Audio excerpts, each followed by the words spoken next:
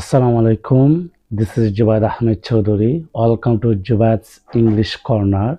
Today we are about to learn a very special structure which is going to start with yet to. We can use this type of special sentence in our regular conversation.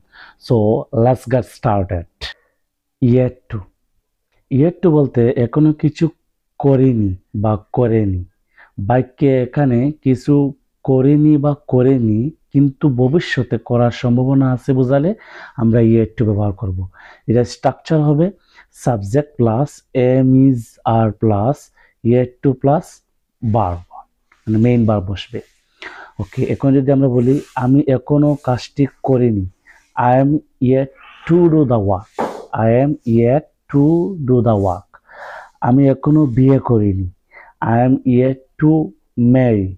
আমি এখনো নামাজ পড়িনি, I am yet to say prayer।